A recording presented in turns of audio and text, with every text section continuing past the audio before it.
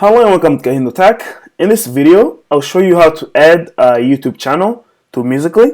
So let's begin. First, open up Musical.ly. Once you have it open, go to your profile page. As you can see here on the screen, look on the bottom right corner, tap on the little person icon, and the very bottom row is the rightmost icon. Tap on that. This takes you to your profile. Once you're here, tap on where it says edit profile. Okay, now as you can see on the bottom of the screen, do you see where it says add your YouTube? Tap on that. And then from here, just go ahead and log in into your YouTube account, and then just follow these instructions on this screen, and you'll be able to add your YouTube channel.